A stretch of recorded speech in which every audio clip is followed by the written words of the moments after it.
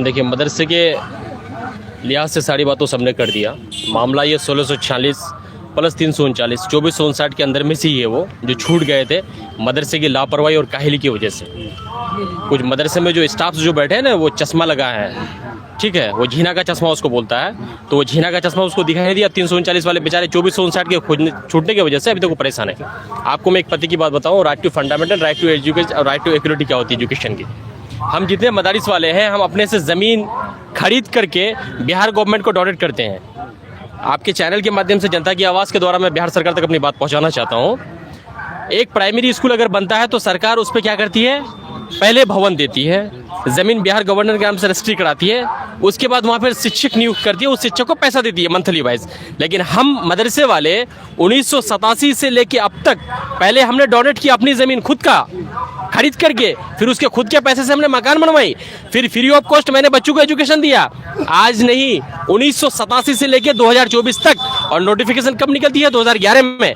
और उस नोटिफिकेशन के तहत 2459 तो पूरे बिहार के अंदर 814 मदरसे को पेमेंट हो गया। उसके अलावा 1646 प्लस 339 जो मदरसे छूटे हुए हैं, मदरसा बोर्ड अब तक 1300 के करीब फाइल जांच होकर आ चुकी है।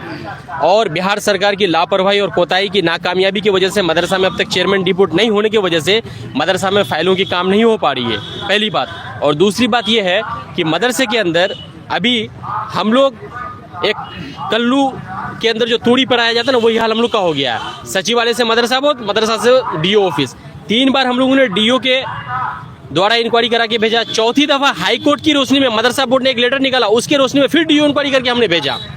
बात वहीं खत्म नहीं होती है। मदरसे में ट्रस्ट लागू करवाया, ट्रस्ट हम लोगों ने बनाया कोविड के टाइम पे, जब पूरा विश्व महामारी से परेशान था। उस वक्त लोगों को एक दूसरे से दूरियां बनानी पड़ती थी, उस टाइम हम लोगों ने ट्रस्ट बना के दिया।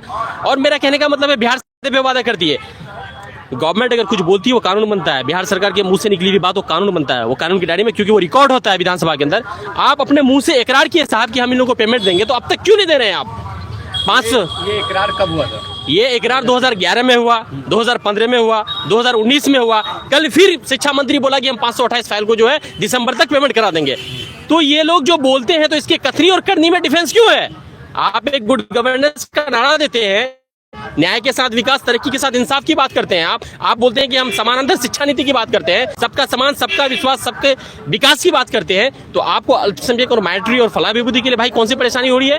क्यों आप 10,000 नौकरी नहीं दे सकते? 12 लाख आप सरकारी नौकरी की बात करते हैं, 6 लाख सरकारी, 6 लाख अर्ध सरकारी, उसमें से हम 10,000 ही शिक्षक तो हैं, 10,000 ही है मदरसे के टीचर। और सबसे बड़ी बात है, नरेगा एक स्कीम है सेंट्रल गवर्नमेंट की, जो पहले मनरेगा नाम से जानी जाती थी।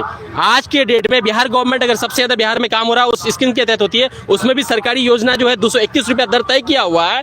लेकिन हम जैसे युवा लाचार, मुफलिसी का शिकार मदरसा के असतज़ा इकराम फ्री ऑफ कॉस्ट में खट रहे हैं। 9 वर्क 9 पे एक स्कीम होती है, काम नहीं तो दाम नहीं। यहाँ हमसे काम लिया जा रहा है पर सरकार दाम नहीं दे रही है। अगर सरकार हम लोग को अभिलंब नहीं कराती है तो हम लोग हाई कोर्ट जाएंगे, वहां से सुप्रीम कोर्ट जाएंगे, और 87 से हम लोग को मान्यता मिला है, वहां से लेंगे यहाँ तक सरकार के ऊपर रिट पिटीशन दायर करके चैलेंज करने का काम करेंगे, और सरकार से हम लोग अपना पेमेंट लेके रहेंगे। ये हम लोग का अज़्म है।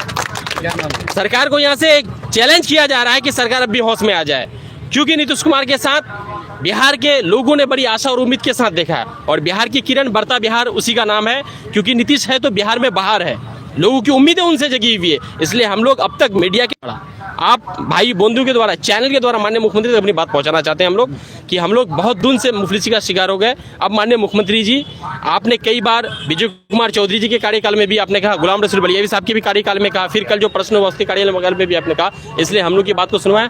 इन्हीं बातों के साथ हम अपनी बात को खत्म करते हैं।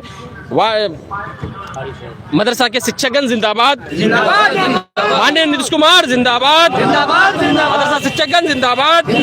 हमारी मांगे पूरी करो, हमारी मांगे पूरी करो, हमारी मांगे पूरी करो। नीतीश कुमार हाय हाय, नीतीश कुमार हाय हाय, नीतीश कुमार होश में आओ, नीतीश कुमार होश में आओ, नीतीश कुमार होश में आओ।